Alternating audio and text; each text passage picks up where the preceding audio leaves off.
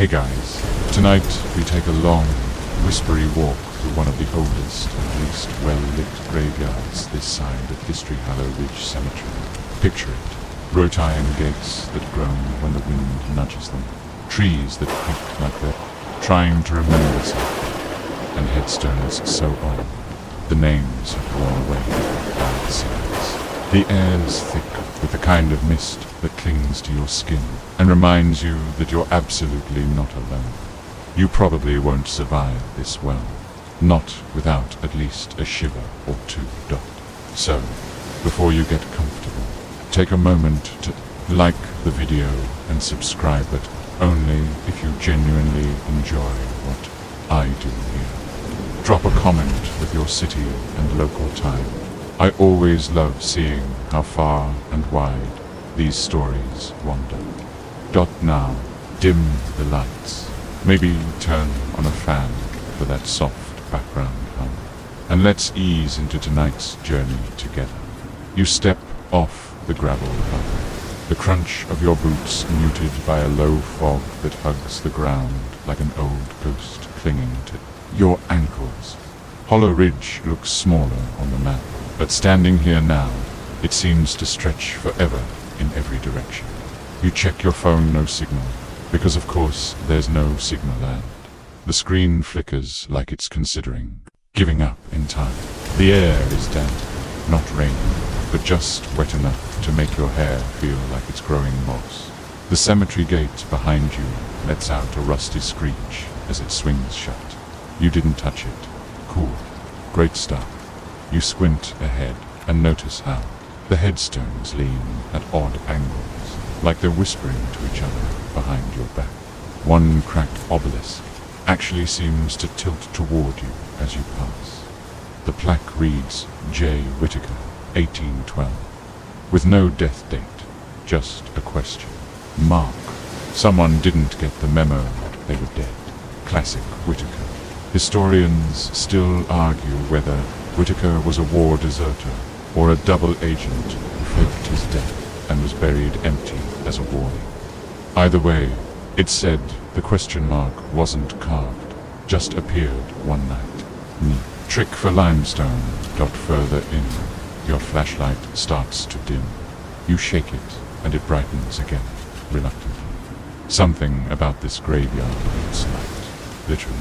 You try not to notice how your shadow is about 2 steps behind you, even though your body hasn't stopped moving. You chalk it up to the fog and keep walking. Yeah, that'll work.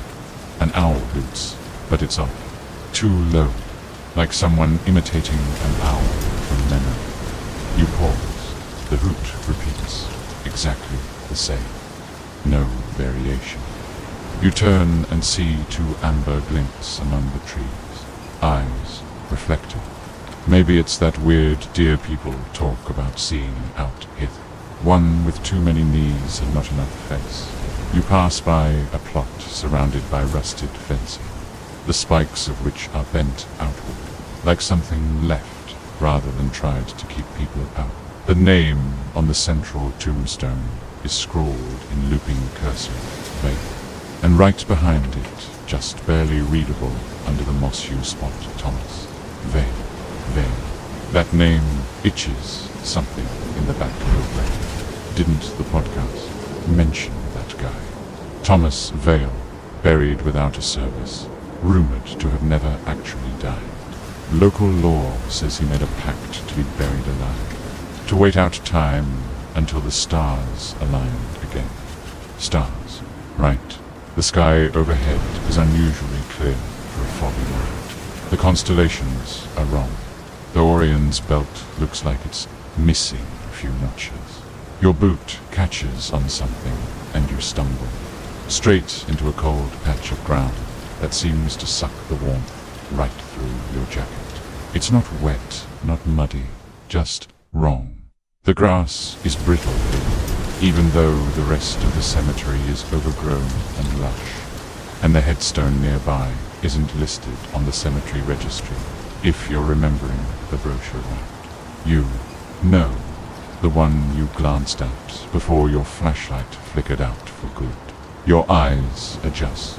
The headstone is crooked violently, so and shoves up from the earth at a sharp angle.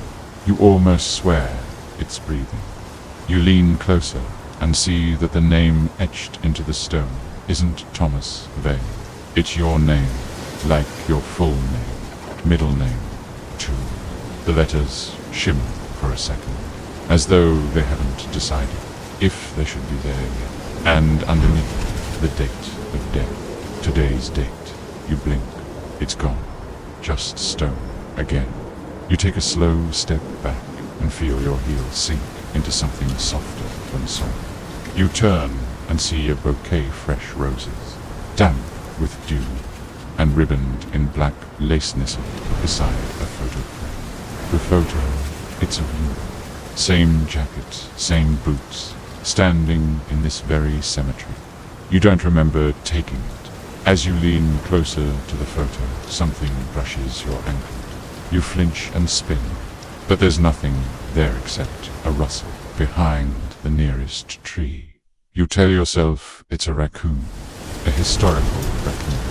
Did you know ancient Romans buried pet monkeys in their gardens as status symbols? Completely unrelated.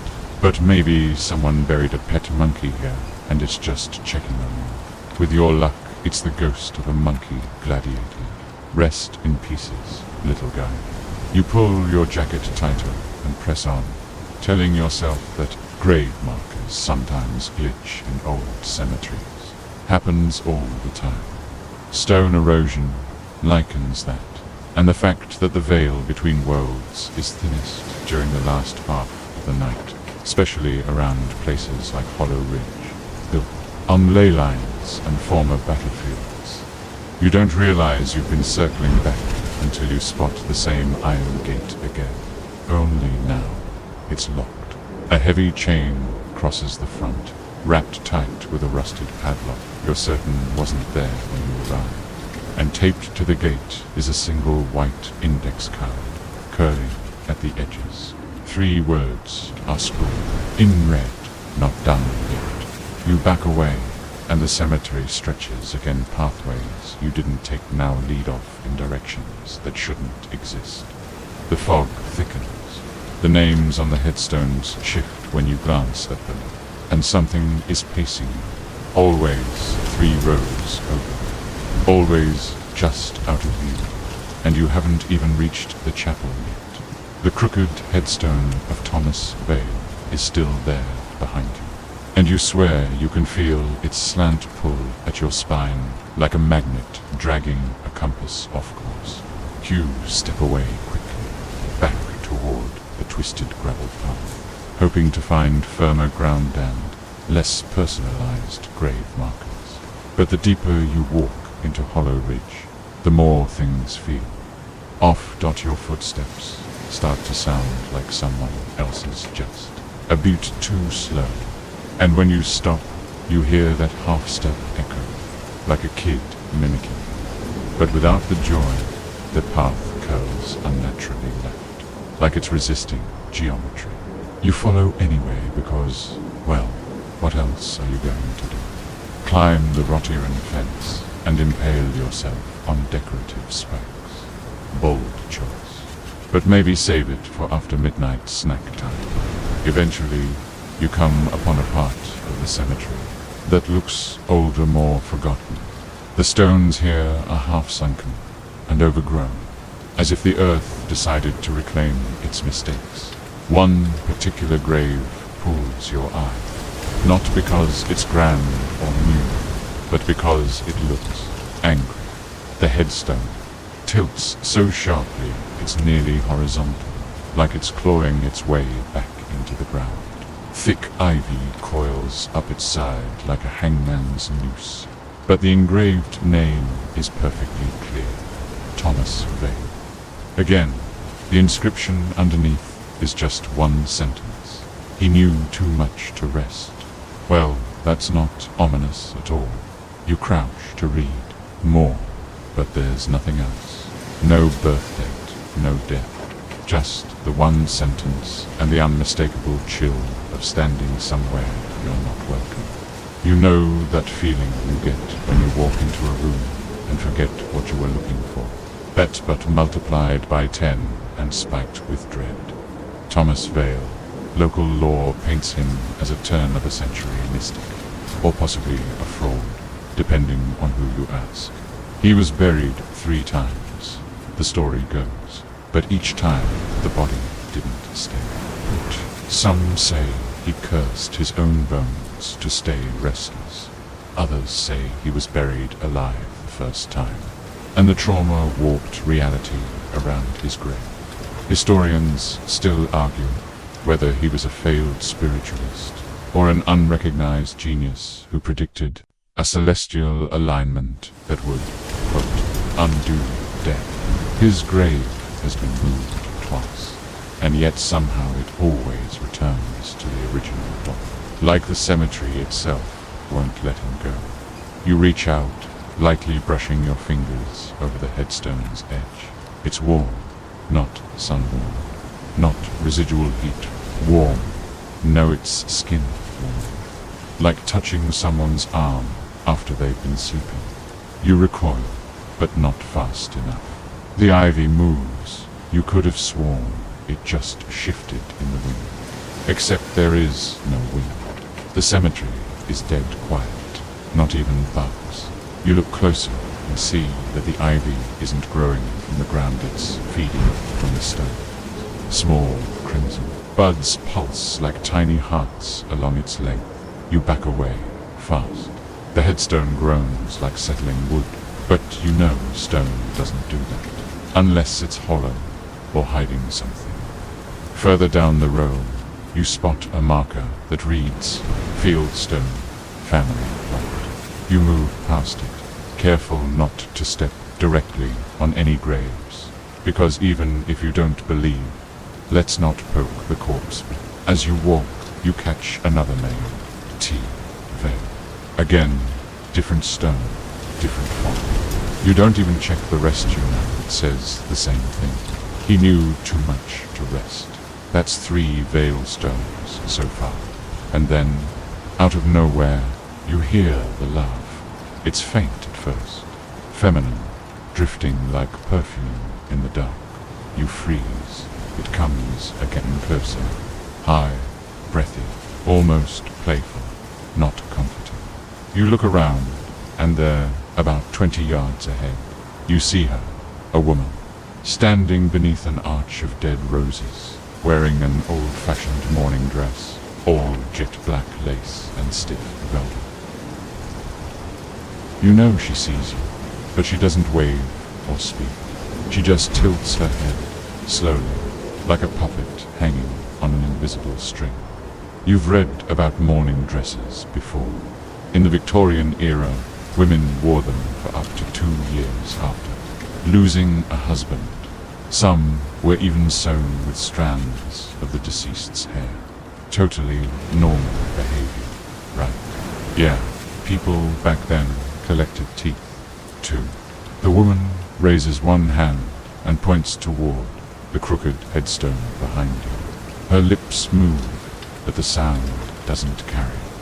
You glance back. The headstone is upright now, perfectly vertical. That should not be possible. You turn back toward the woman there. Just fog now, and the faint smell of rosewater. A moment later, you hear that same half-step echo behind you again. Except this time, it's not behind you. It's beside you.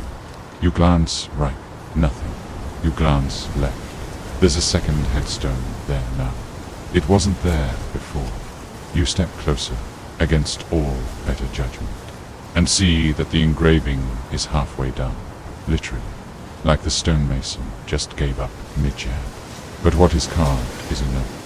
Your initials, followed by a blank, and below, it's a single engraved phrase, reserved by request of the team. You step back, heart drumming so loud in your ears that it nearly drowns out the rustling behind you.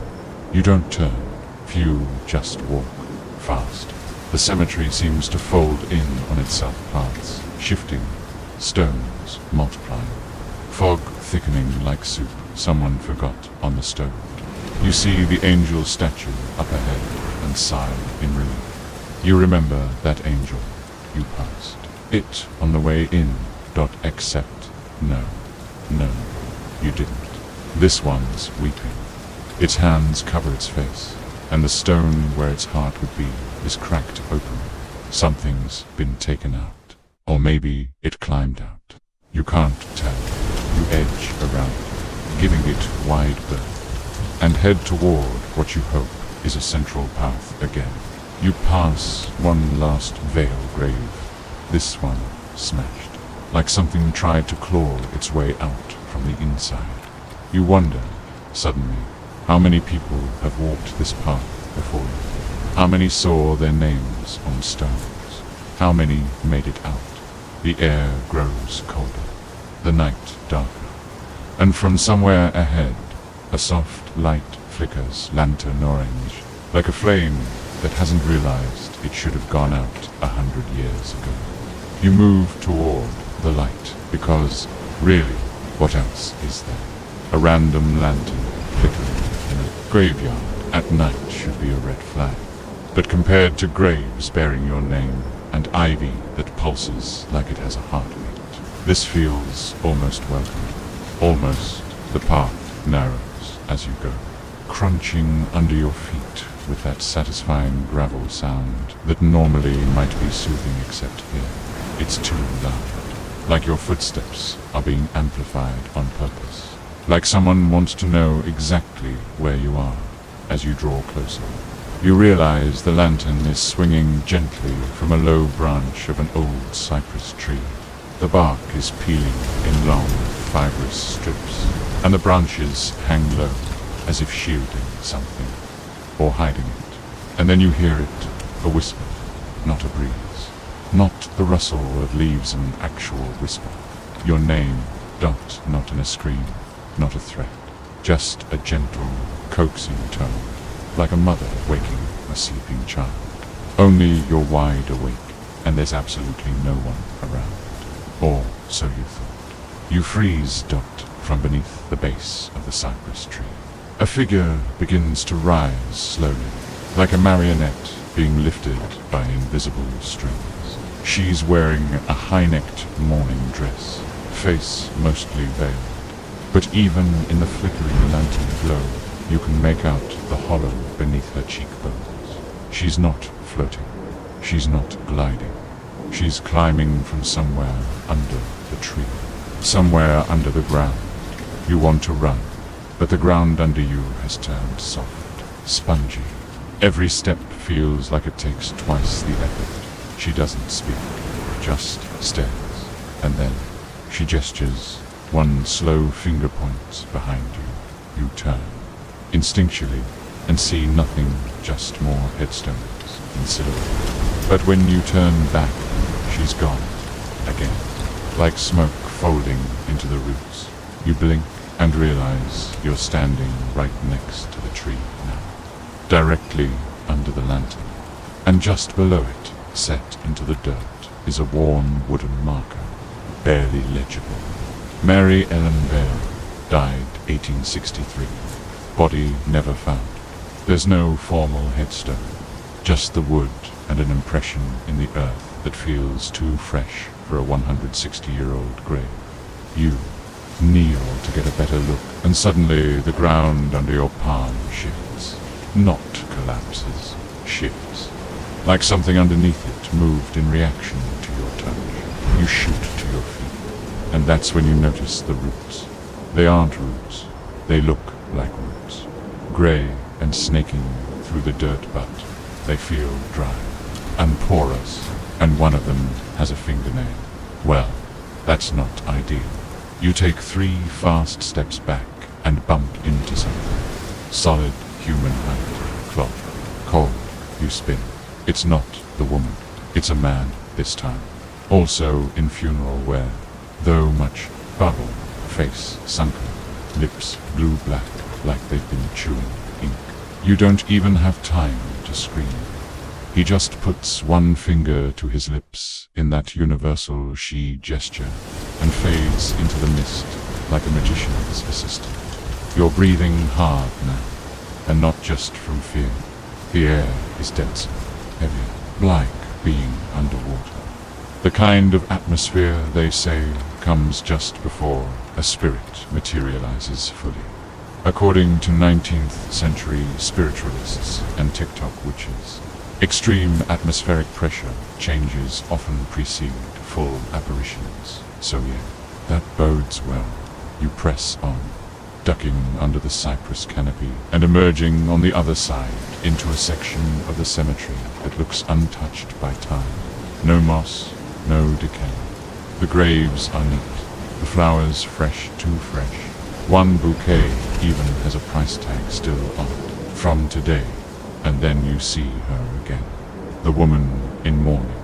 She's standing beside one of the graves, lantern in hand, though no flame burns inside it now. Her veil is drawn back.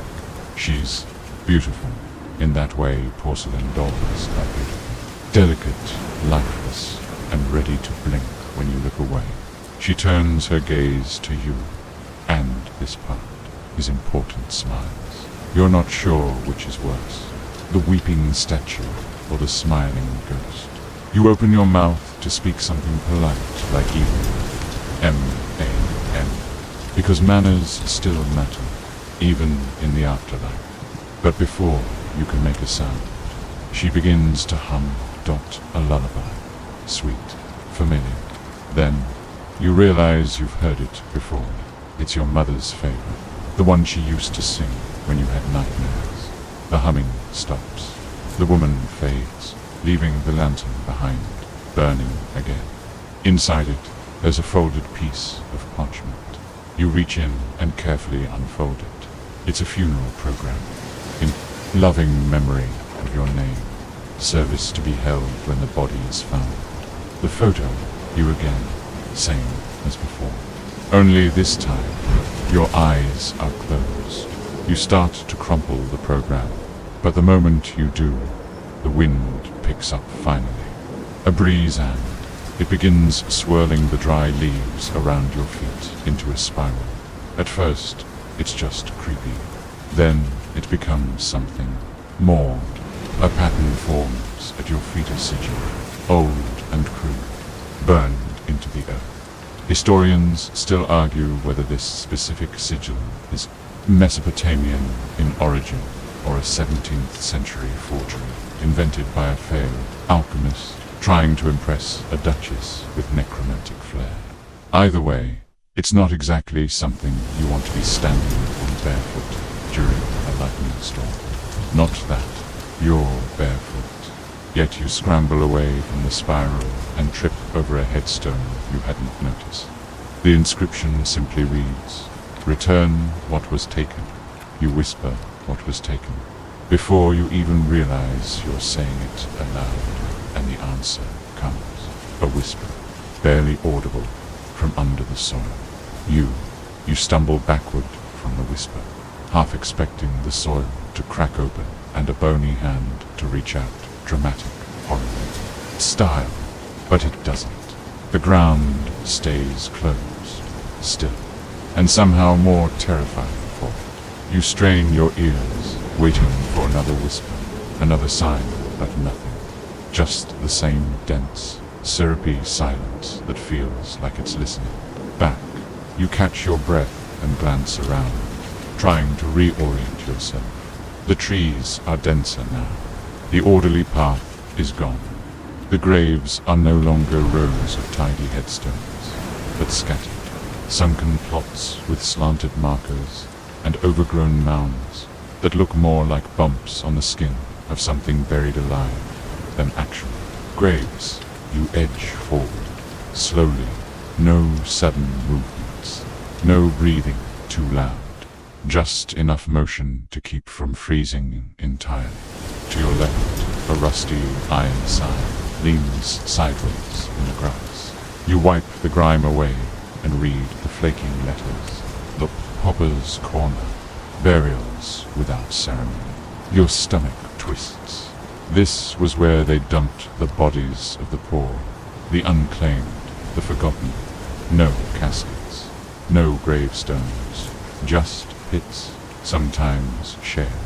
It's where they put people they didn't want to remember. Some were buried with no clothes, others with wrong names, and occasionally with no names at all. You step carefully between the depressions in the earth, knowing each one could be a home to something or someone that never got to leave properly. A faint melody reaches your ears again. That lullaby. But this time, it's not a hum. It's a music box, tinkling softly, slightly off-key, like it's been dropped too many times. You follow it, because, again, why not chase the cursed tune into a pit of literal forgotten souls? Seems reasonable. You find the box in the crook of a tree root, partly buried in dead leaves. It's silver, tarnished, with initials scratched onto the lid. E.V. Mary Ellen Vale. Of course, you don't open it. Not yet. You're not sure why, but some ancient part of you whispers, "Not here." And for once, you listen. You pocket it carefully. That then dash footsteps. Not yours. Not the echo you've been hearing. These are solid, squishy, wet, like someone walking barefoot in swamp mud. You freeze. From the corner of your eye, you see a man, or what's left of one. He's crawling dragging himself across the ground, arms moving, but legs trailing limp behind. His mouth opens and closes like he's speaking, but there's no sound. His skin has that bloated, waterlogged look, pale and waxy, like cheap Halloween decor that's spent too many seasons in a damp attic. You take a step back. His head snaps toward you. You don't wait. You run. The air gets thicker again, just like before. And then the trees part suddenly, and you're in a clearing. Moonlight pours down here like a spotlight, shining on a stone circle at the center. Old, cracked stones arranged in a pattern. That looks wrong, unnatural. You feel pulled to it, like gravity that's sideways. You don't want to go, but your feet drag forward, slower with every step. It's like walking through syrup, thick and resistant. You realize you're crying. You don't even know when it started. Just slow, silent tears, running hot down your cheeks. Your body knows something your mind hasn't caught up to yet. You reach the center and drop to your knees, not by choice, like the ground demanded it. At the center of the circle is another grave marker. Unlike the others, it's perfectly clean, white marble, freshly carved, and on it, the one who saw the gate. No name, no date, just that you reach out and brush your fingers across it. Your vision blurs. For a second, you're not in the cemetery anymore. You're somewhere underneath it. Stone walls, dirt ceiling, candles flickering without flames. A circle of hooded figures, all humming that lullaby in unison. Voices low and vibrating. At the center yourself, laid out on a slab, eyes open but unmoving, chest still, skin gray. You blink dot back in the clearing. Same moonlight, same grave. But now, you hear them dot all around the circle. Soft voices, layered, male, female, young, old, whispering, chattering, laughing. The sounds surround you like a cloud of gnats. One voice cuts through. Return it, the music box. You know it instinctively. Your fingers shake as you pull it from your pocket. It's humming softly on its own. You open the lid. Inside, a tiny figure in black lace, spinning slowly, arms raised in mourning. You blink again, her eyes open. The door's not yours. She stares straight at you.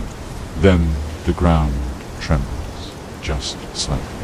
Enough to set dust to dancing and leaves to skittering away. The trees seem to lean closer. Historical records from the 1800s speak of rituals performed in forest graveyards to seal breaches between life and the unnamed, often involving music, personal relics, and sacrifice. Historians still argue whether these rituals were symbolic or deadly serious, but in this moment, you're pretty sure this one isn't symbolic. The whispers grow louder. The figure in the box spins faster, and then it stops. The door crumples. The box slams shut on its own. The silence returns brutal and immediate. No breeze, no hum, no voices. Just you, kneeling in a circle, holding a dead music box. You exhale, finally. Then the marble grave splits down the center. Not explodes, not shatters. Splits like a fault line opening slowly. A long crack from top to bottom. Inside blackness. Not dirt, not stone, just empty dot. And from the empty, a shape begins to rise, slowly, silently. A shape in black lace, her head tilted just slightly. Lips curved in a smile too wide for comfort. Mary Ellen Vale. You do not scream. Screaming would make it real. Instead, you hold perfectly still, like one of those kids in nature documentaries, hoping the predator just loses interest. But Mary Ellen Bailiff, that's really her, hasn't taken her eyes off you. Not once. She rises from the grave, cracked like a ghost climbing out of her own reflection. Her dress doesn't rustle. Her hair doesn't move in the breeze that suddenly decides to reappear. How polite of it. Everything about her seems frozen in time, except her face, which has started to change. Subtly, her smile curls just a little more. Her eyes grow darker, not in color, in depth. Like her gaze could tunnel straight through your skull and come out the other side with answers you didn't know you had. She reaches out a hand. It's a gesture both tender and terrifying, like a mother inviting a child to cross a busy street. Without looking both ways, you stagger back, but your foot slips on the mossy stone. You fall hard, elbow jarring, spine hitting the edge of the broken marble. You hear something crack, but it's probably just your pride or your sanity. Hard to tell. Above you, Mary Ellen pauses, her expression unreadable, and then she does. Something you absolutely didn't expect. She speaks. Wrong place. She says softly, voice like pages turning in a damp book. Wrong time. Then she fades. Not all at once. Slowly, like fog being reabsorbed into the air. Her final features melt into nothing, leaving behind only the scent of something ancient, pressed flowers and grave dirt. You're alone again, but almost. Because from the open grave, you hear movement, scraping. Something single quotes crawling toward the edge from the other side. Not her, something else. And this time, you do scream. You scramble up, ignoring the fire in your joints, and bolt from the clear.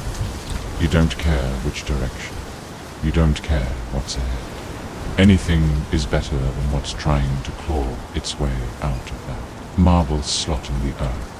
You crash through brambles and low branches, past mossy angels with broken wings and crucifixes twisted sideways by time. The cemetery doesn't end, just keeps going, like it's adjusting itself to your panic, like it knows you're trying to leave and is personally offended. Eventually, you trip over something and go sprawling, face first, into cold mud. When you push yourself up, you realize you've landed on another grave. This one has no name, only number, 2438, and above the number, carved hastily and unevenly, body never found. You've seen this phrase before, twice now. You sit back, breathing hard, staring at the number, when you hear a sharp click, a spotlight, a literal, old-timing spotlight, like from a theater, has turned on nearby, illuminating a small stone chapel you swear wasn't there. Seconds ago, it's short and square, with stained glass windows that glow faintly from the inside. You can hear organ music playing badly, like someone who's only half committed to learning. You creep toward the building, because why not? It seems your fight-or-flight response has tapped out and gone home.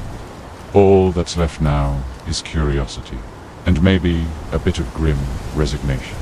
The chapel door creaks open by itself when you touch it. Of course it does. Inside, pews line the room, filled with mannequins in black funeral attire. Right mannequins, plastic faces, expressionless, all turned toward the front where a closed casket rests. You step inside, and the door slams behind you. You don't jump this time. You're honestly too tired. You walk slowly up the aisle, mannequins watching, not moving, but watching. You half expect one to blink.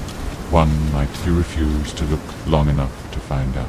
You reach the casket and read the brass plaque, in loving memory. No name. You look closer. There's a mirror built into the top of the lidinol. Victorian custom so mourners could see themselves and reflect on mortality. But this mirror shows you as you are now, dirt-streaked, pale, terrified, and behind you, just for a flicker Mary Ellen's face. You spin round. Nothing. Nothing. You turn back to the mirror. Different now.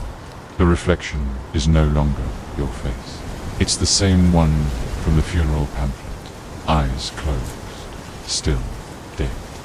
You open the casket. Before you know what you're doing, it's empty. Until it is. Single quotes. One blink later. It's full of soil. Damp, rich, grey soil. And something begins to rise from within. It's slowly silent. You slam the lid shut, not because you think that will help, just because it feels like the right thing to do.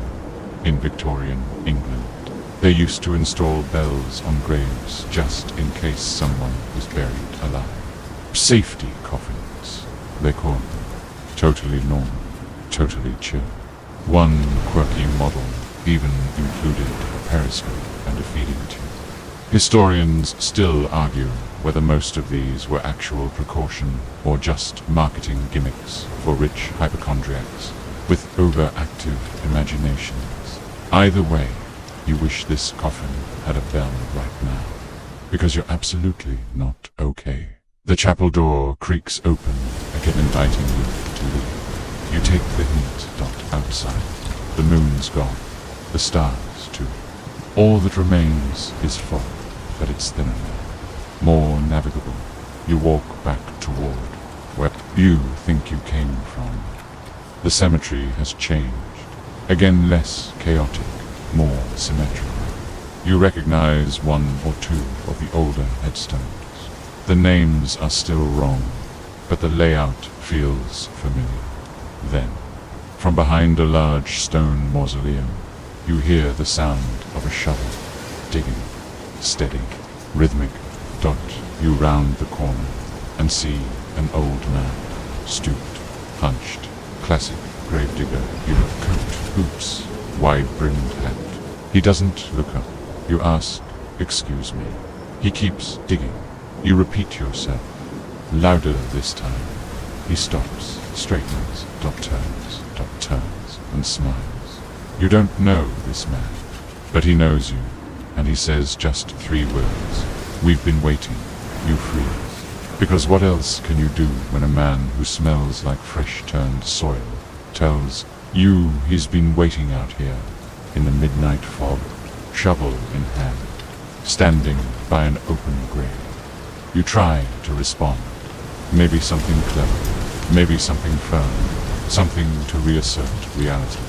But your mouth goes dry, and all that comes out is a half cough, half whimper. Not exactly a power move. The gravedigger doesn't seem offended. He just tips his head, the brim of his hat hiding most of his face except the smile. It doesn't reach his eyes. You're not even sure he has eyes. "We didn't think you'd come early," he adds, as casually as someone greeting a neighbor. "Bye, in line for coffee." But then again, early's better than late. He gestures to the grave. No, not a grave. Your grave. The headstone is plain, but polished. The date today, your name, well, not your real one, but close enough to twist something deep in your stomach. Like someone tried to remember you after a very long time and got just enough wrong to make it worth you step back. The gravedigger doesn't follow. He goes back to work, whistling an old tune that sounds vaguely like Swing Low. Sweet Chariot, except it dips into something older and less gospel. Something that belongs to the dirt fun fact. In the 1700s, whistling in graveyards was considered an invitation to keep the spirits company, they said. Some versions suggested it warded off evil. Others claimed it invited something to walk beside you. You decide not to test the theory. You bolt again, feet sliding across damp grass and patches of wet moss. The headstones blur past you, some newer, some so old they've eroded into nothing but numbers. And then, there it is, gate dot the entrance. But the iron bars are twisted now, melted, bent outward, as if something broke in or broke out. You reach it and try to squeeze through, but a chill races up your spine. The air around the gate is different heavier, like trying to breathe through cotton. Behind you, the gravedigger hums louder. Not close, but not far either. You turn to look and he's gone. Instead, standing in his place are 3 children, silent, staring. They're in funeral clothes, old-fashioned, black wool, starched collars, laced gloves. One holds a wilted flower, another a candle that doesn't flicker. The third just stands, hands empty, eyes locked on yours with an expression to calm for comfort. Children at cemeteries are already unsettling enough in broad daylight, but these 3 feel wrong. Not malevolent, not overtly, but too quiet, too still. You try to speak. Ask if they're lost. The tallest lifts a hand and points behind you. You turn, and this time you do scream, because the trees are gone. The graves are gone. The world is gone. You're standing in a hallway now and narrow, lit by flickering lanterns on hooks. The walls are stone, the ceiling low. It smells like mildew and chalk. You know immediately where you are. The catacombs dot not Paris, not Rome.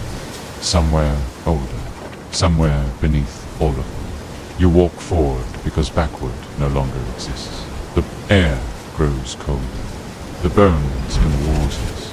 Bones are arranged in intricate patterns. Crosses, spirals, symbols you can't name. Skulls stare from the gaps between femurs and ribs. One of them looks at you. Actually looks. You keep moving. One of the fringe theories about ancient burial tunnels suggests they were more than repositories for bones. Some scholars believe they served as maps guides through spiritual realms or even time itself. Historians still argue whether these catacombs were ever truly navigated by the living, or just poetic metaphors. But tonight, you're the metaphor. Congratulations. You come to a chamber in the center. A single chair, sitting in a tears. Mary Ellen Vale. She's dressed in modern clothes now. Jeans, sweater, Converse, sneakers.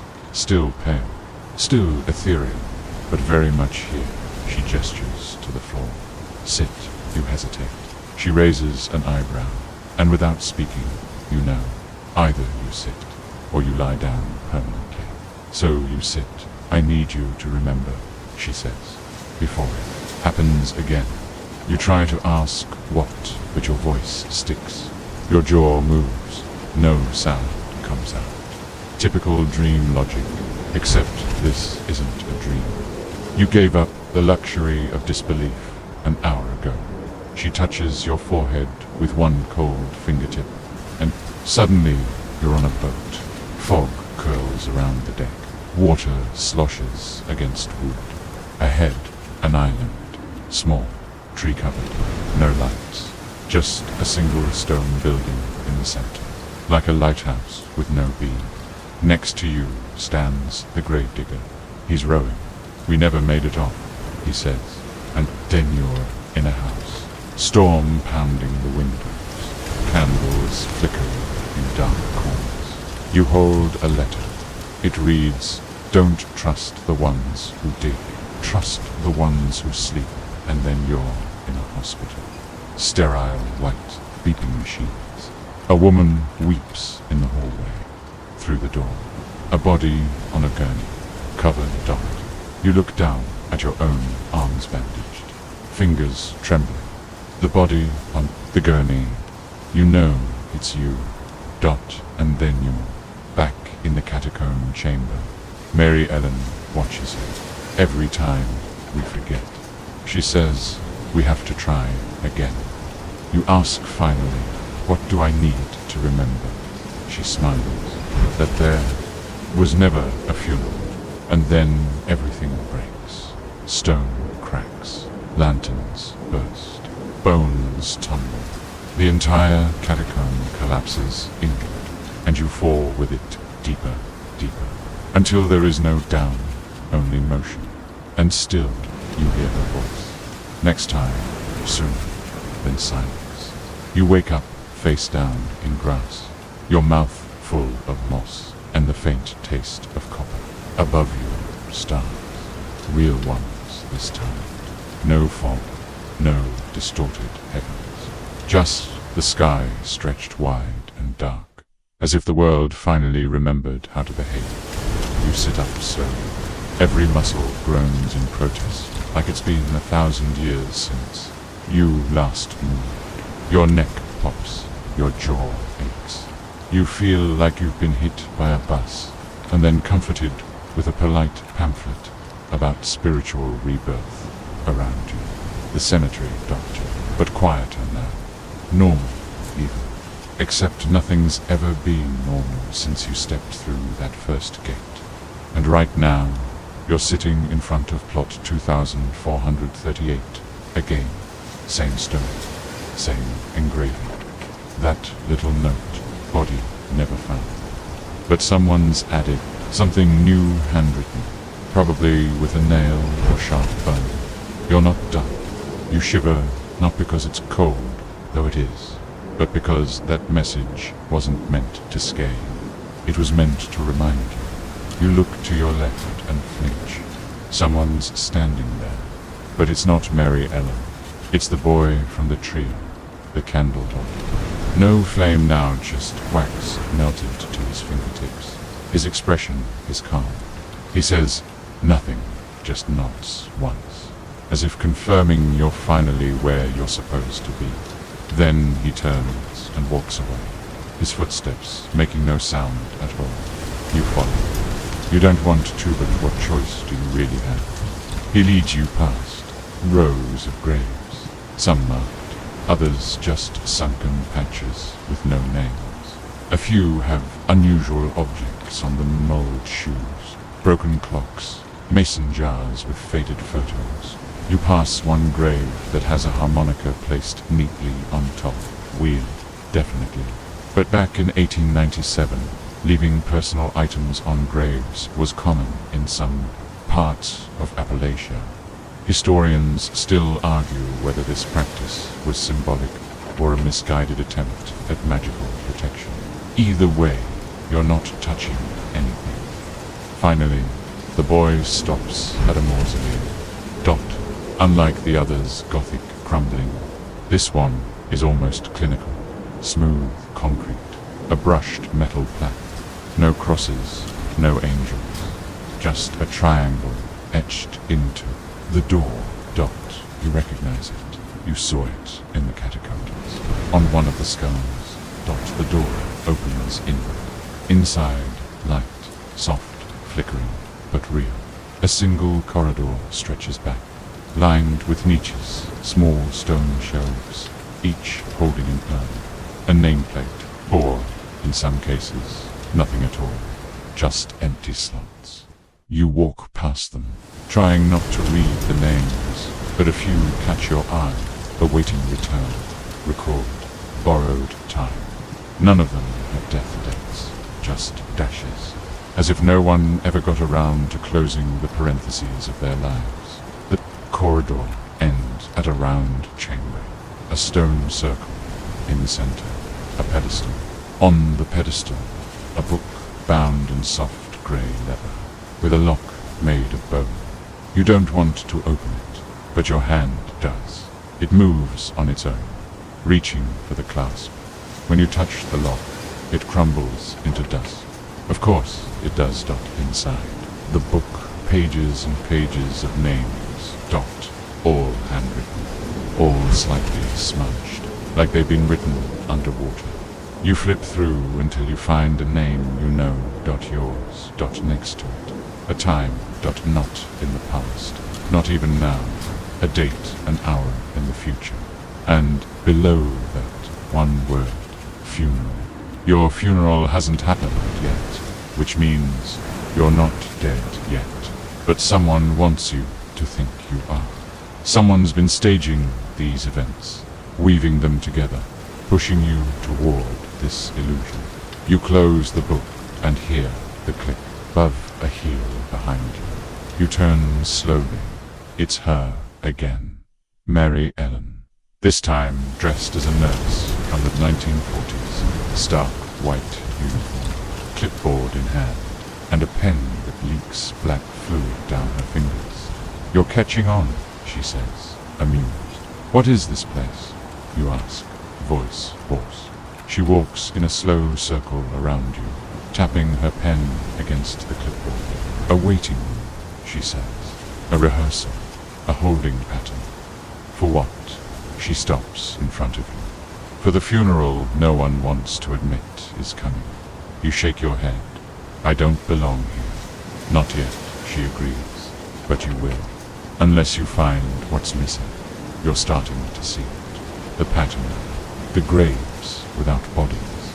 The casket without a name. The ghostly visitors, all pointing you back here. There was supposed to be a funeral, but no one showed up. Because there was no body. Because you were taken. Not dead, not alive, just ... beheld, somewhere between. Back in the 1800s, a doctor named Franz Hartmann wrote about a phenomenon he called the interval. He believed some people lingered in a state of pre-death, liminality, not ghosts, not souls, just consciousness floating in a space beneath time. Most scholars dismiss this as spiritualist thought, but there's a growing fringe movement that says he might have been right, especially after that 1972 experiment, where subjects under deep hypnosis claimed to experience waiting rooms between lives. You're in one now, except yours is buried beneath a cemetery. Mary Ellen sets the clipboard down on the pedestal beside the book. You have a chance, she says, but not much time. You'll need to go deeper. You glance at the corridor. What's deeper than this? She smiles, and snaps her fingers. The floor opens beneath you. You fall. Not far, just far enough to make your stomach lurch. You land softly, but the chamber you're in now feels different. Like stepping into a different memory. The walls pulse. The ground hums. You can smell antiseptic and wet stone and something else. Metal. A voice speaks. It's yours. Reading something aloud at eulogy. You're hearing your own voice deliver your funeral speeches. If you'd been rehearsing your own. Goodbye. You scream. You finally let it out. And the walls answer back with every voice. Bet ever been lost in this place. The voices don't stop. They layer and loop, rising and falling like waves against the inside of your skull. Some whisper your name, others recite dates, fragments of lullabies, or half-finished sentences that sound like they were interrupted by death. You cover your ears. It helps about as much as a screen door in a hurricane. You're in a new space now, deeper underground, and it feels older. Pre-everything, the stone walls are jagged and swept with moisture. Moss grows in thick, veiny tendrils, pulsing faintly, like a living neck. The ground beneath your feet is soft, not from dirt, but from layers of clothing, paper, and wilted funeral flowers, left and forgotten. You don't want to think about what's under that. A soft glow pulses at the far end of the cavern. You head toward it, careful not to step on anything that crunches. The light is coming from a pool, still dark, surrounded by gravestones, half sunk into the rock. No names on them this time, just those triangular symbols again. At the edge of the pool is a mirror, large, circular, framed in twisted metal and old wood, like something dragged out of a shipwreck and repurposed for bad dreams. Your reflection isn't right. It's you, but exhausted, soaked, and wrong around the eyes. The pupils are dilated, the iris is pale.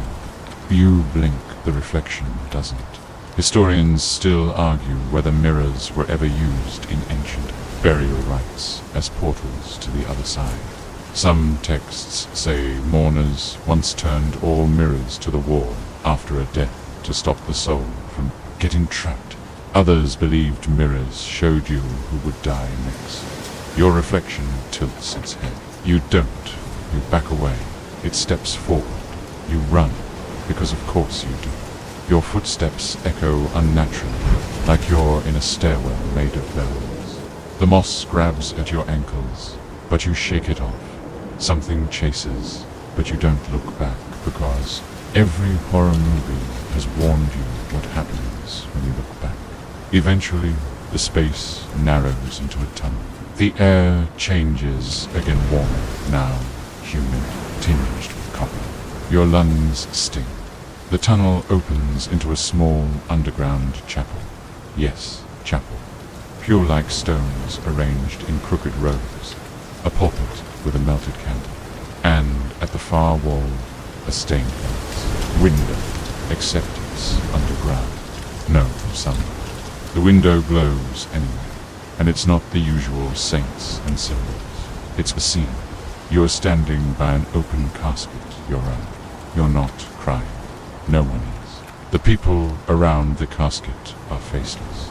Just shadows in suits and black dresses, flickering as if someone drew them in smoke. A weird fact. During the Victorian era, some families would hold funerals for the living, so-called anticipatory farewells for people who were missing, presumed dead or slowly fading from disease. It was meant to give closure, but not everyone came back to appreciate the gesture. Some said it invited death to hurry up. In the chapel, you find a door tucked behind the pulpit, heavy wood covered in carved vines. It opens on its own. Of course it does. Inside, stairs. Because, of course, those are involved. You descend.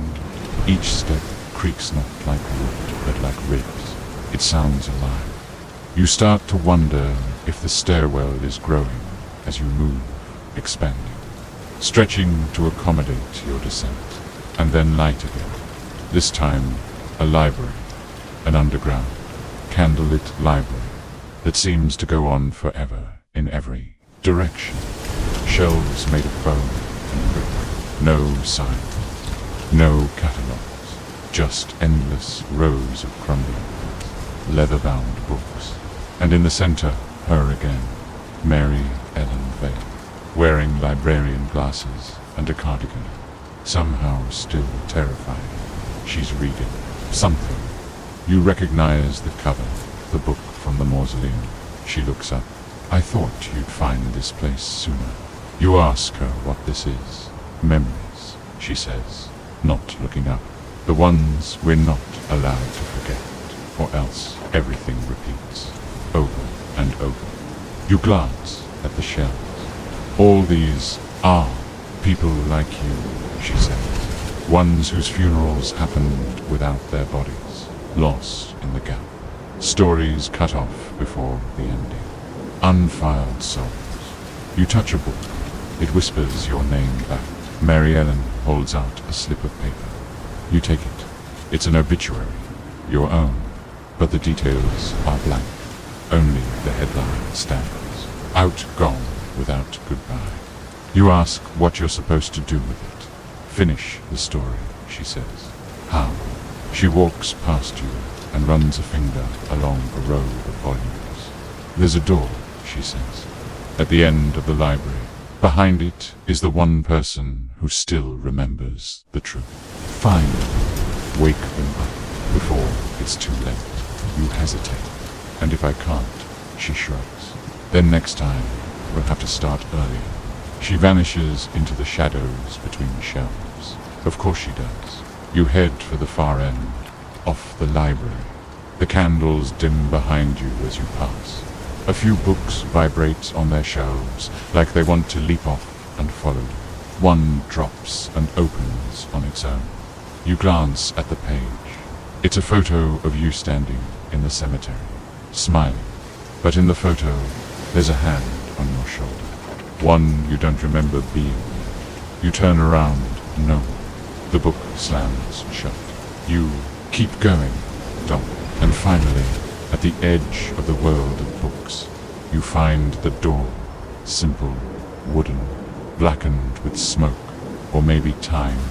You open it and walk into your childhood bedroom. Same posters, same creaky desk, same nightlight shaped like a moon, still glowing faintly blue. Sitting on the bed is someone you don't recognize, but they know you.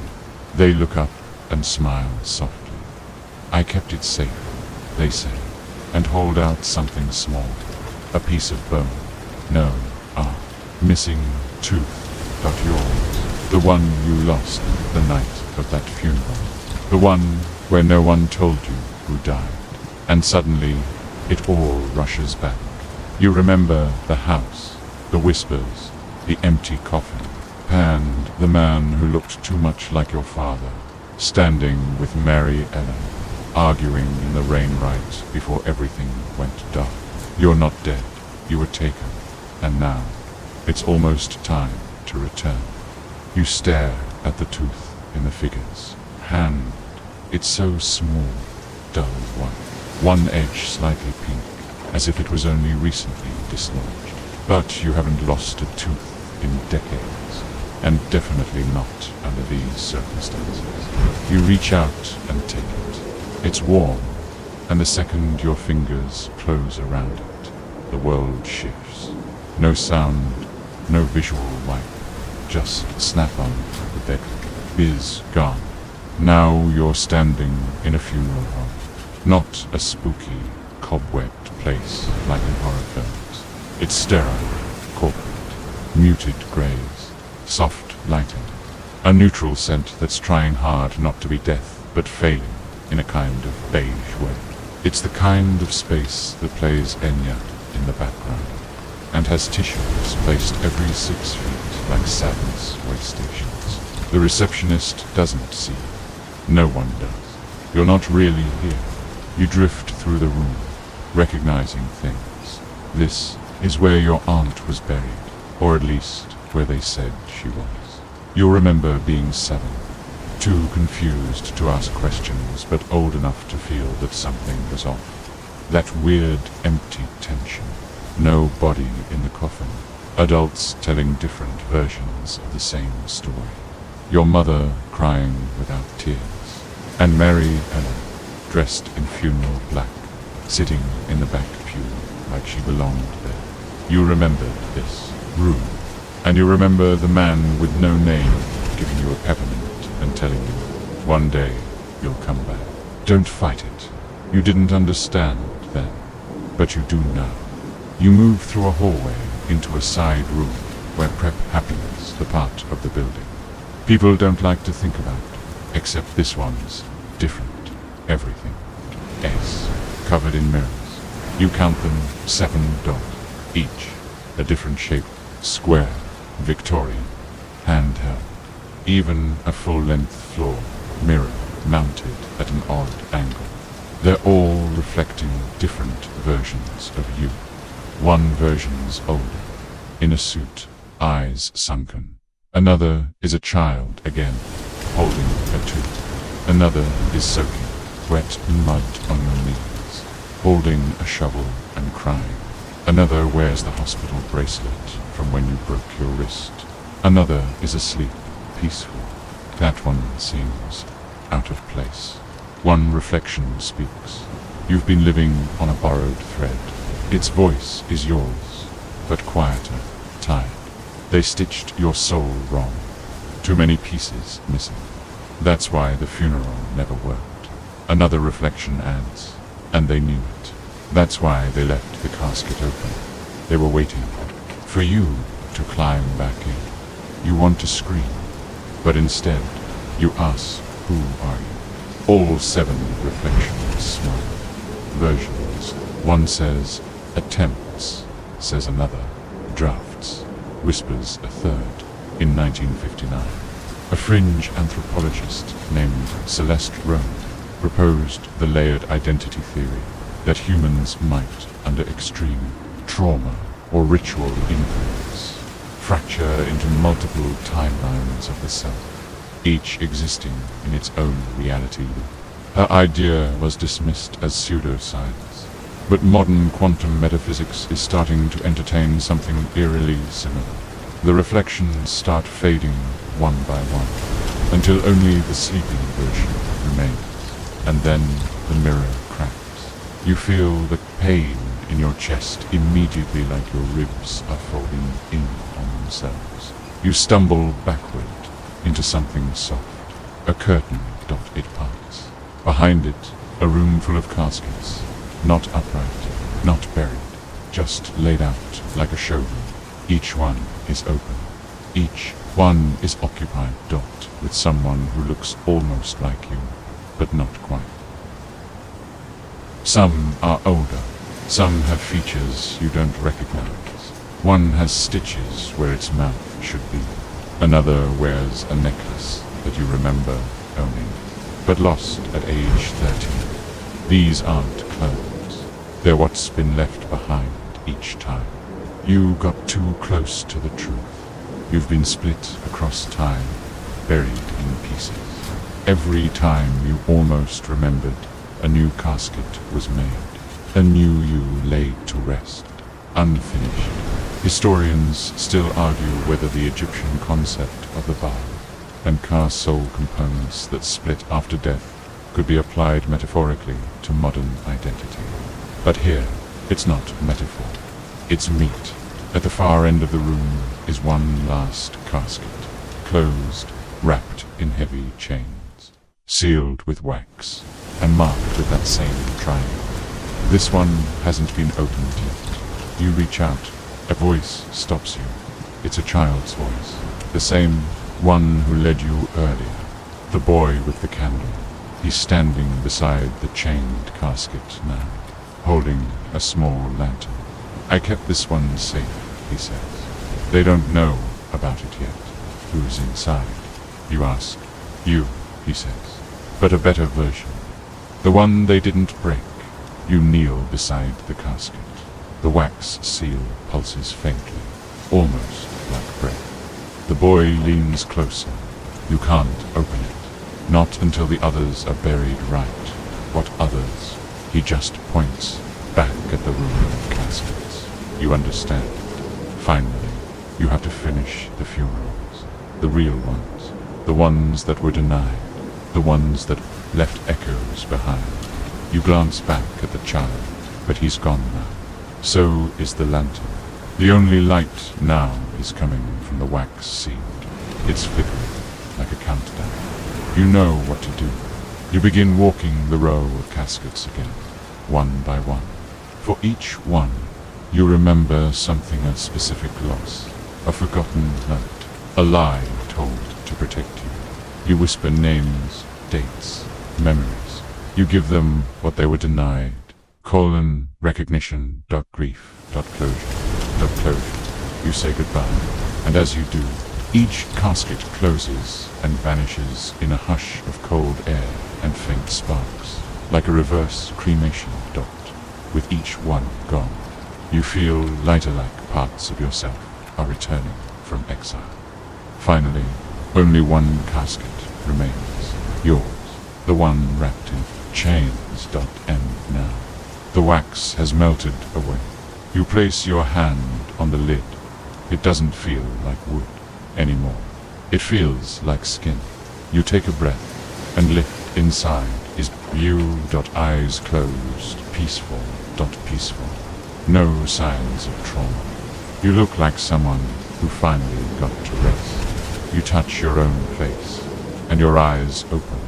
Your reflection smiles and whispers, "Come home." You try to look away, but you can't. The version of you, lying in the casket, has locked eyes with you, and there's no pulling back. Not with that gaze.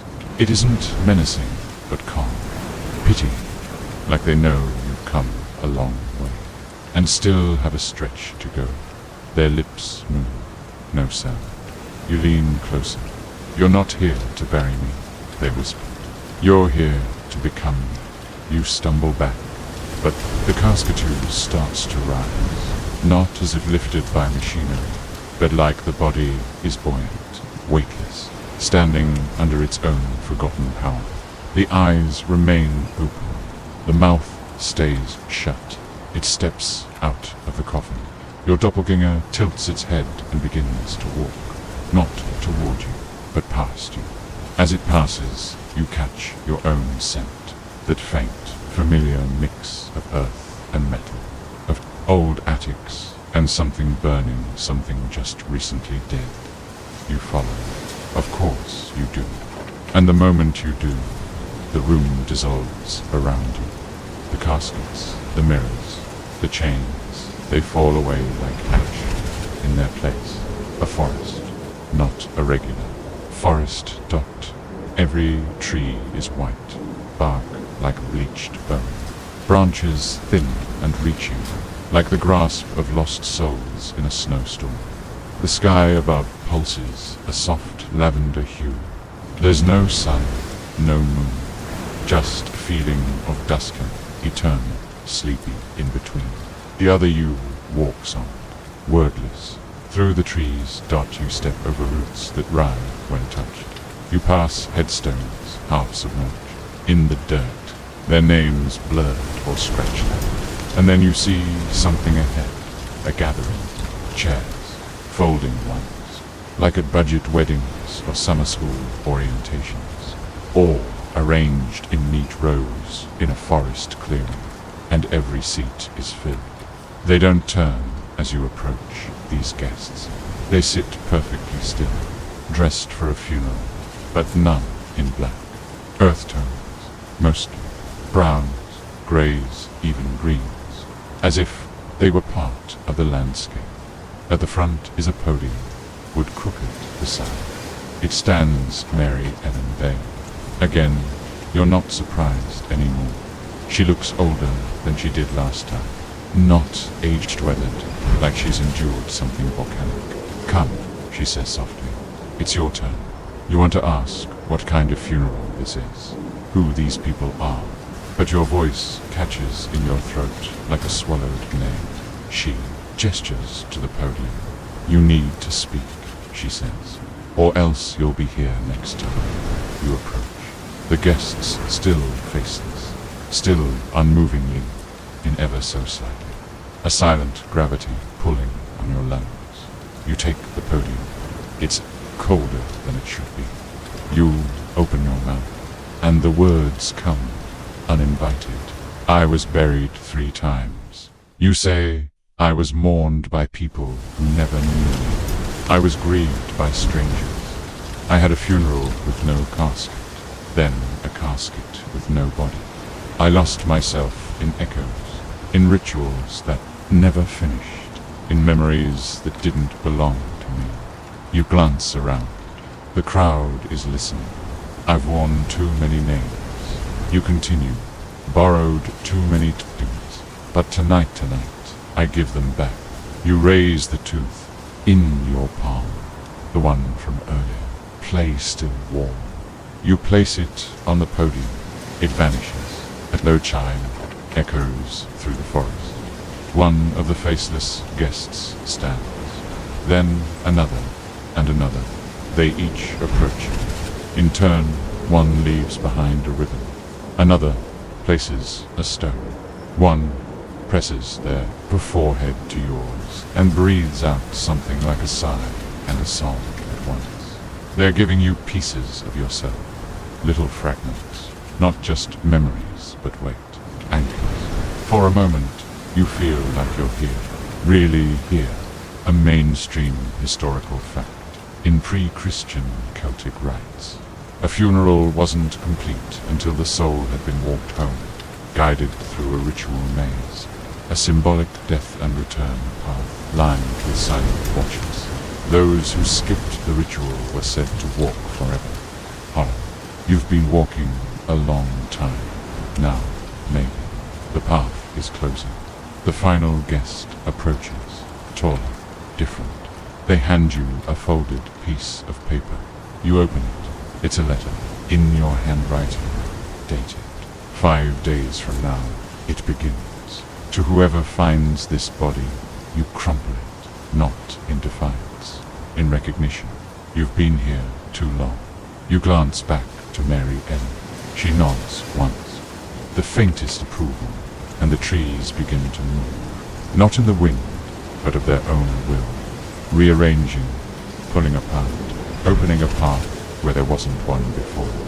A glowing trail, you're double the one from the coffin is, standing at the start of it. And they're smiling now, just a little. You walk toward them. You don't look back.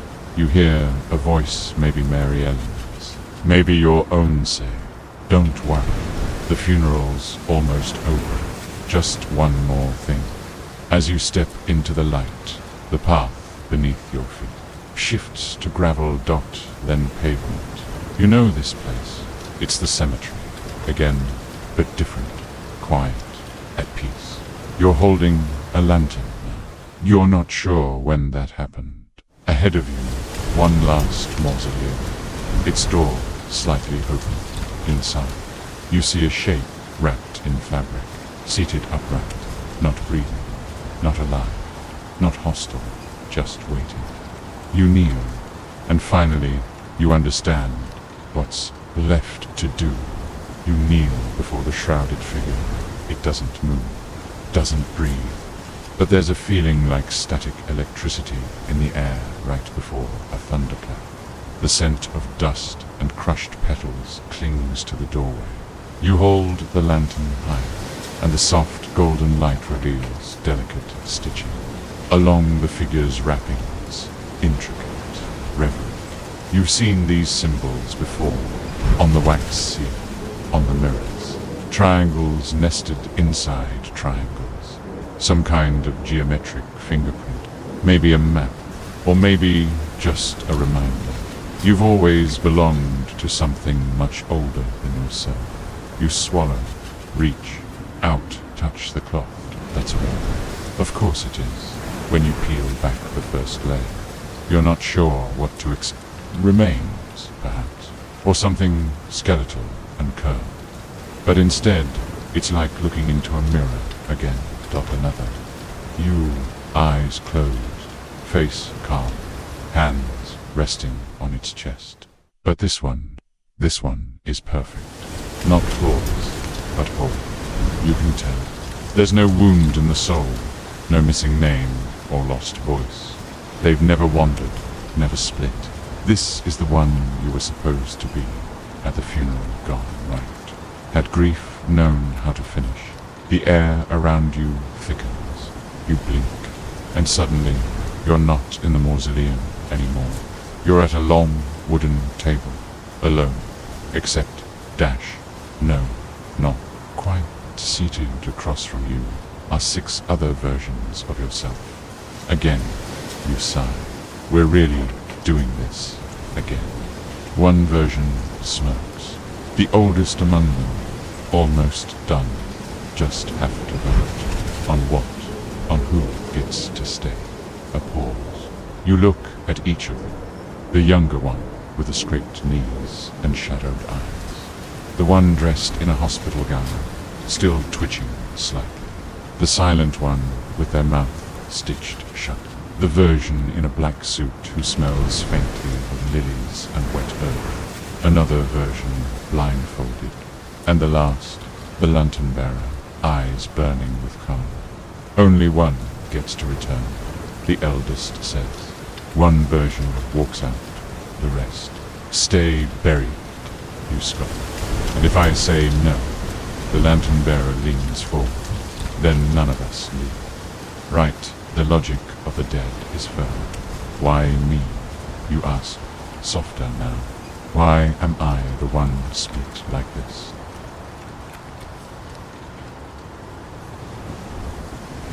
The blindfolded one speaks, voice high, clear.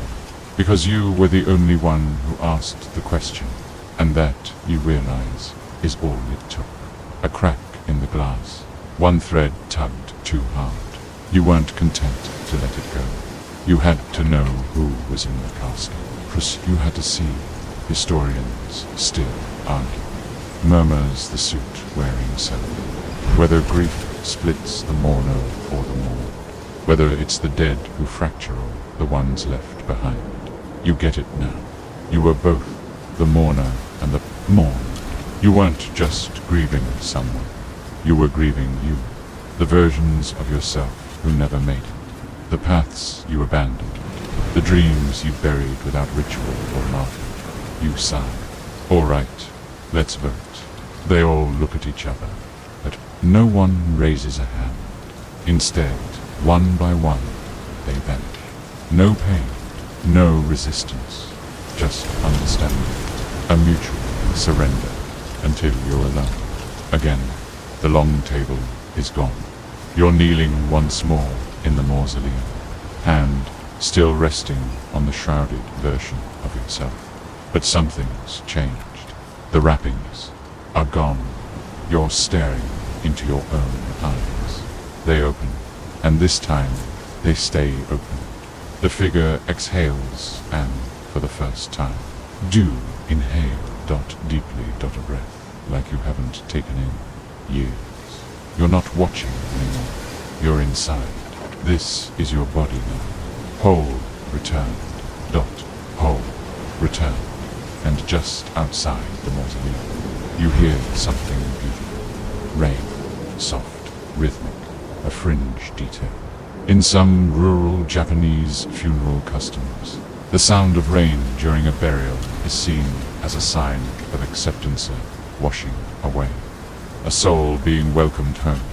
You stand, step outside, and there it is. The cemetery is quiet, washed in pale gold light. The graves no longer shift. The trees no longer whisper. Even the crooked angel from before now stands straight, wings wide and proud. You walk, not floating, not weightless, real, solid.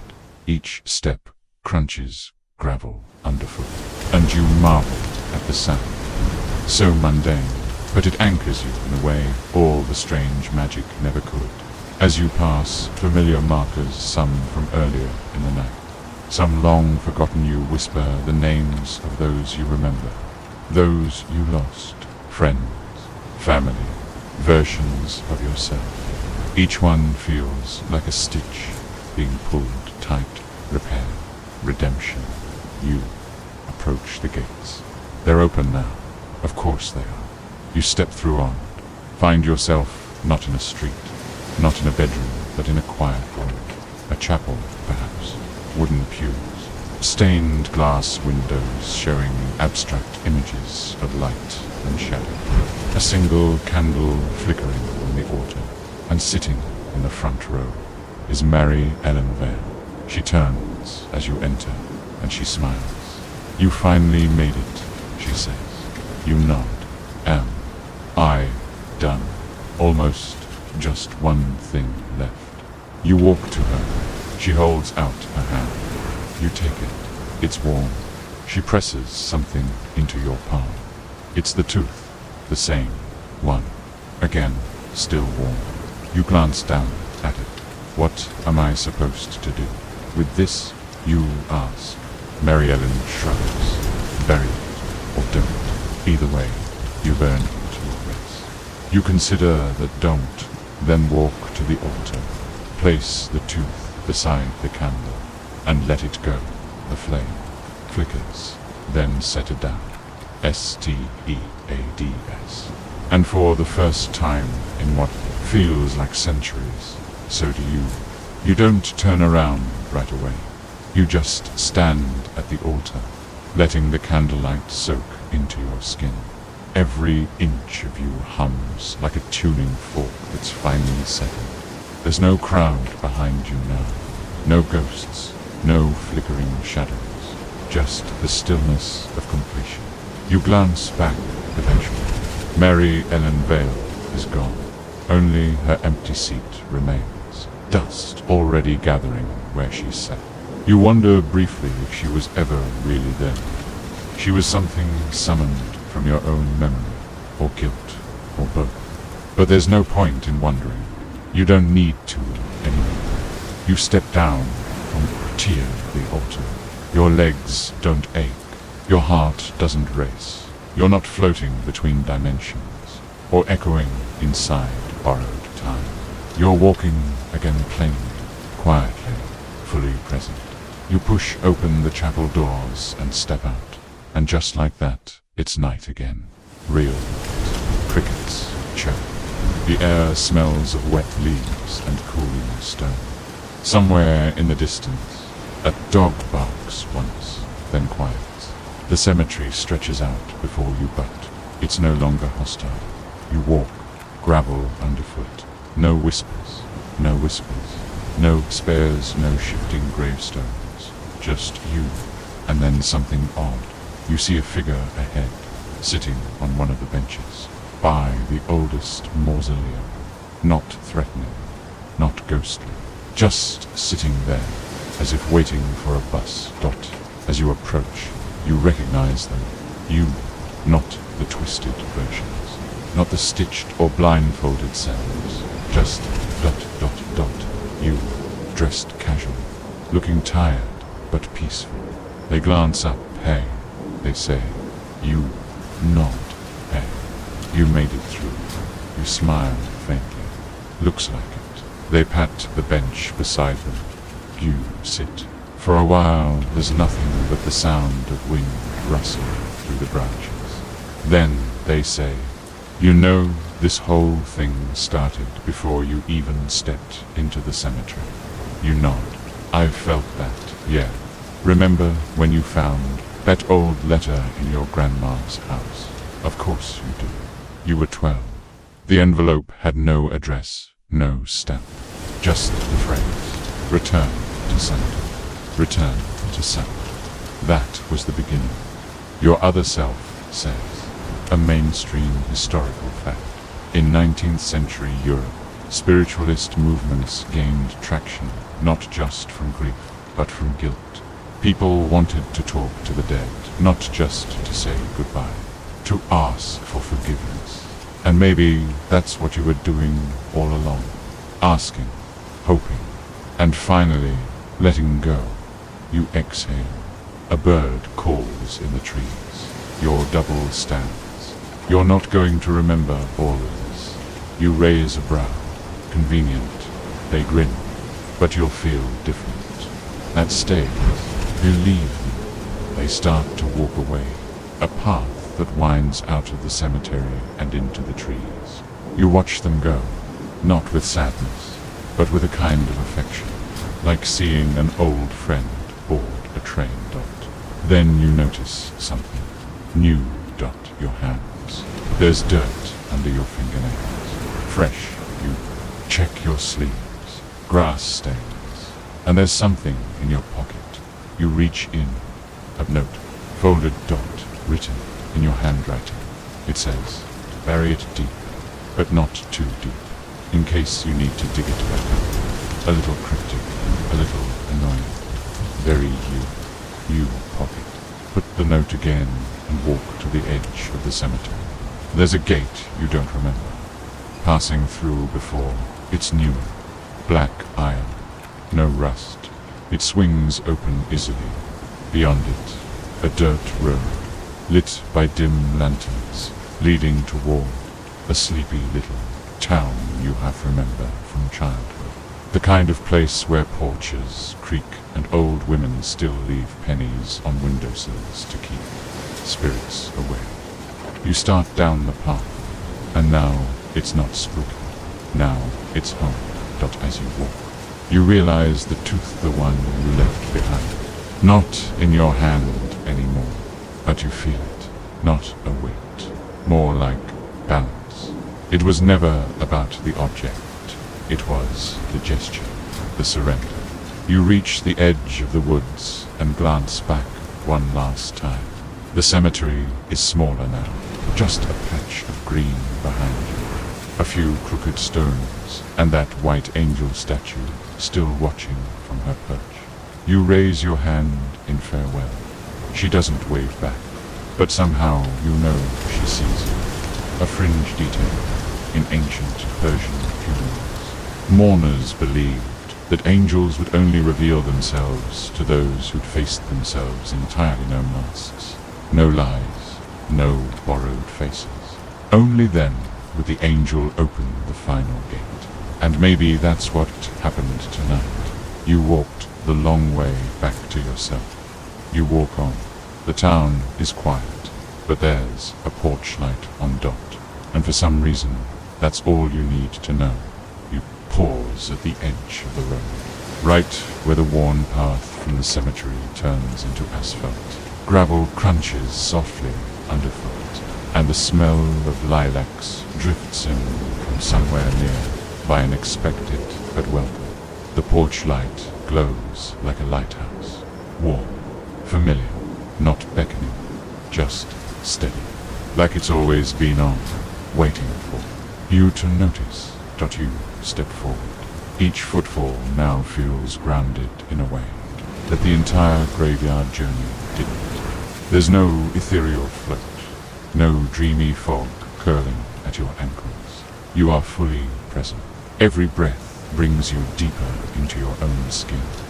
As you pass a crumbling stone wall, you notice small objects nestled into its crevices.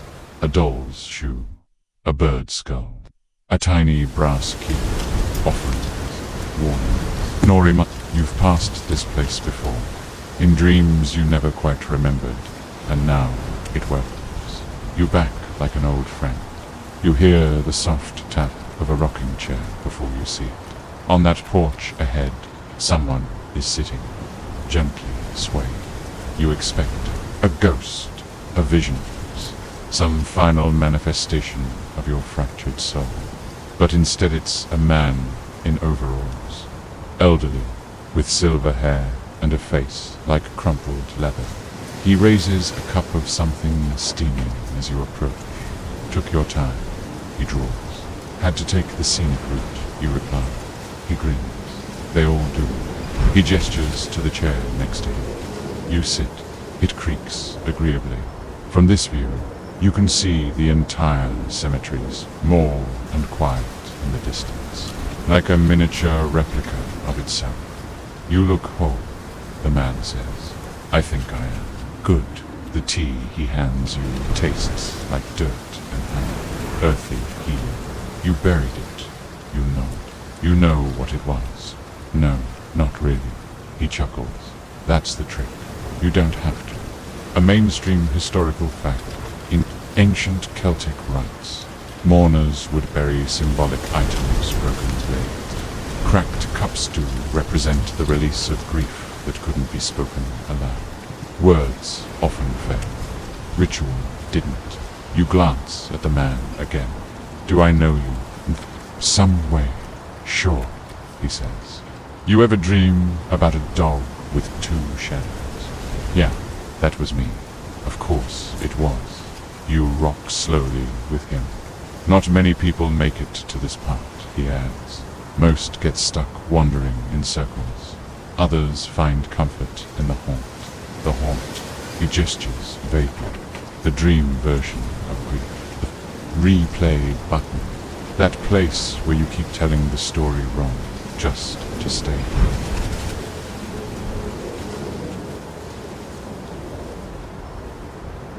You sip your tea. Feels like I've done that. You did. We all do. But not forever. The lantern on the porch gutter flutters with moths. You ask, is this real? The man shrugs. Define real. Touchable. Lasting. Not melting the second I wake up. He nods. Then yes, this part's real. Realer than the graveyard, even. You sit in silence a moment longer. Then you ask, so what now? He leans forward. You rest. You live. You tell the story when it wants to be told. But you don't chase the dead anymore. You feel that settle in your chest like a soft stone. You were always chasing someone else's face, a body that never got buried right. But now you understand. The funeral without a body was your own. You just didn't know it yet. The body was never missing. It was just waiting, buried too deep, unmarked, forgotten by every version of yourself that didn't want to admit what you'd lost. Your own voice. Your own direction, your own center, a fringe tidbit in parts of rural Romania. It's believed that if a person dies unfulfilled, their soul splits and haunts multiple people at once, appearing in dreams, moments of déjà vu, or quiet hallucinations. That explains the versions of yourself. You weren't broken, you were spread thin, but now you've gathered. You sit for a long time beside the man in the rocking chair. He hums a tune without words. It's ancient, older than speech, and the moths keep circling like stars that forgot to climb back into the sky. Eventually, you feel your eyes grow heavy. You're almost at the end, the man says, rising slowly. You'll know when to wake up. You stand, too. He opens the screen door. Holds it forward. Inside, a small room, cozy, a cot with a hand-stitched quilt, a dresser with a cracked mirror, a dog sleeping soundly on the rug, its two shadows curled beside it. You smile.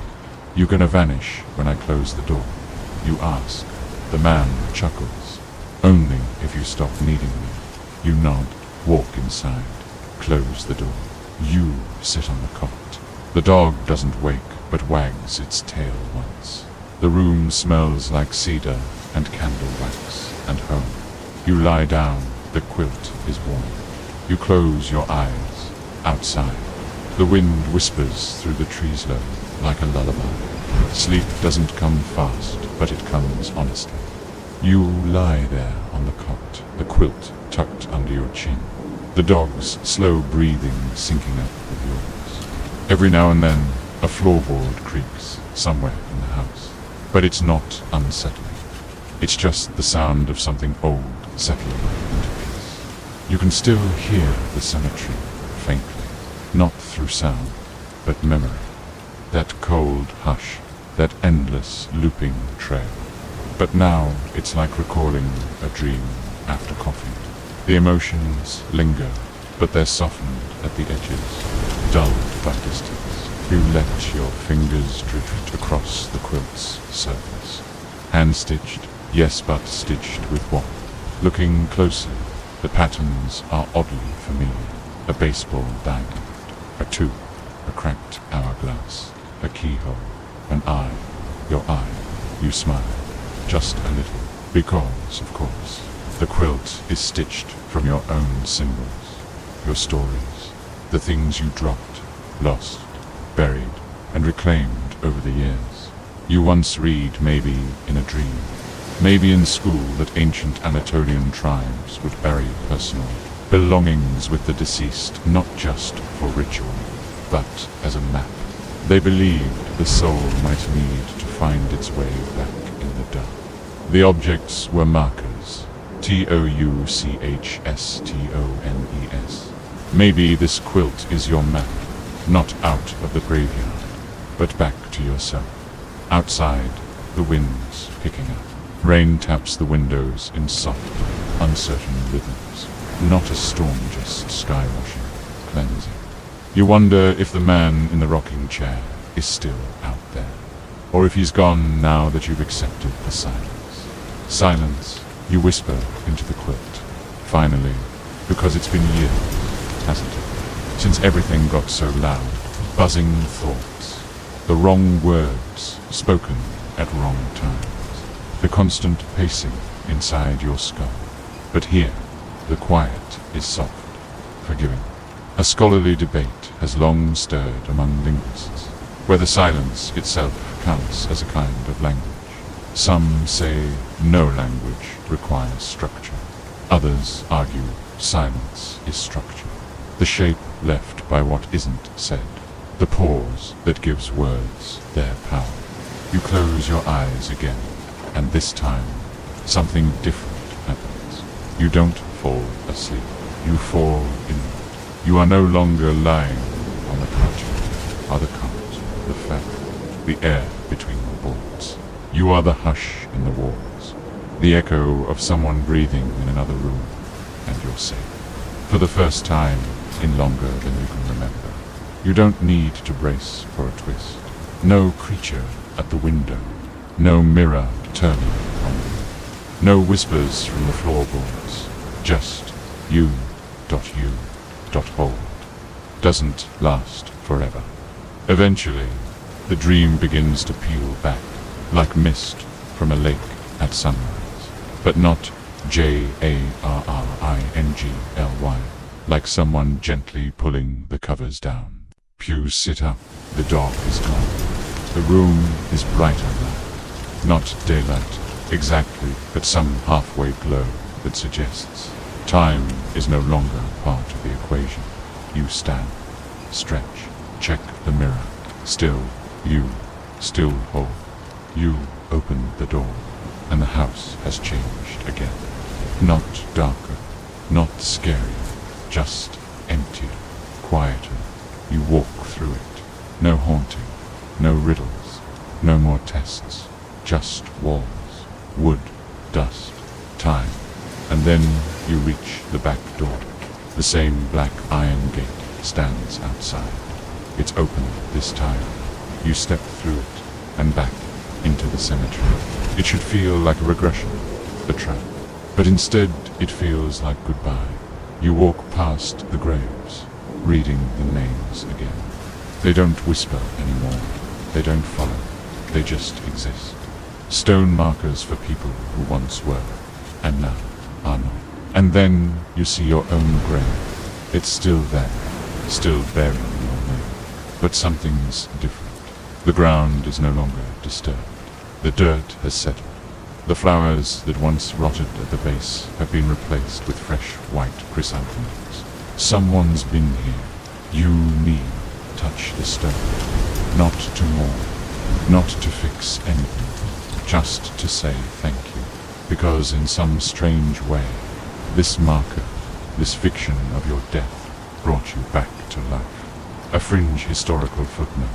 During Japan's Edo period, certain poets would commission their own tombstones while still alive, often inscribing them with jokes, apologies, or future predictions. They believed writing your end allowed your real story to begin. You smile because you understand that now your grave isn't an ending, it's a comma. You stand and begin walking again, following the winding path toward the exit. No more figures in the mist. No more riddles on headstones. No more needing to dig. You've already buried what needed to be buried. You're not trying to escape anymore. You're just going home. And even if you don't quite know where that is yet, the peace is real. It stretches out ahead like the dawn. You leave the cemetery behind without looking back, not because you're afraid of what might follow. Nothing is following anymore, but because you've finally learned something rare, something hard to hold on to. When it's time to stop carrying the dead, you simply walk forward. The path dips into a soft meadow. There are lanterns, now paper ones, floating above the grass like lazy fireflies. You can't tell where the light comes from inside them. No flame, just a warm glow, like something remembered with kindness. Ahead, you see a gathering, not a crowd, just people. Some sit on benches carved from fallen logs. Some lounge on picnic blankets, arms folded under their heads. A few are reading. One is sketching. A small girl tosses flower petals into a breeze that somehow knows how to catch them. They don't notice you at first, or maybe they do and just don't need to react. There's no ceremony here, no ghosts leaping from trees, no trials. Just stillness. Presence. One man nods as you pass. He has the same eyes as you. You nod back. This isn't some afterlife or final test. This is something older than all that. The soul's porch. A resting point on the long, long walk home. You take a seat on an empty bench. The wood is cool, carved with initials, some yours, some not. You trace them with your finger. A lazy ritual, half aware, like playing with sand on the beach. You wonder how many versions of yourself have sat here. You hear music, gentle, distant, like a lullaby sung underwater. No melody you recognize, but something in it tugs at your ribs. A song you haven't remembered yet. The girl with the petals approaches. She says nothing, just hands you one, a pale purple bloom, crinkled and fragrant. Then she points behind you. You turn. A tree stands at the edge of the clearing. Wide, gnarled, familiar. Carved into the bark is a sentence. You survived the place where your name was buried. No fanfare, no burst of light, just that quiet truth. A mainstream historical fact. The practice of naming the dead was sacred in many indigenous American tribes. Saying the name aloud during ceremony wasn't to mourn, but to return identity to the spirit. You've done the same for yourself. You're not a ghost anymore. And with that, the weight finally lifts. It doesn't fly off, doesn't shatter like glass. It just dissolves like salt in warm water. Like fog at sunrise, that the lanterns above you drift higher. The clearing begins to fade not into darkness, but into something quieter than light. And in that soft unraveling, you feel the wind down begin. The air grows warmer. The grass beneath you stretches gently, like the earth is taking a slow breath. The figures around you begin to blur at the edges, not vanishing, but softening, like memories at the edge of sleep. You stretch out across the bench, arms behind your head, and let your gaze follow the path of the lanterns as they ride. One by one, they drift into the sky slowly, deliberate, not in any rush. The purple petal still rests in your palm. You fold your fingers around it, not to protect it, just to hold it for a little longer. The breeze carries with it the scent of moss, old paper, and something faintly citrusy. Your eyes grow heavy. You blink once, then again, slower this time. Each blink takes longer to return from. There's no more story to tell tonight. No more riddles to solve. No footsteps behind you. The tree still stands at your back, its bark warm against the fading chill. Somewhere nearby, you hear the distant creak of a rocking chair. And then just for a second you feel that other version of you, the one who never needed to run, the one who always knew how to rest. They smiled. You smiled.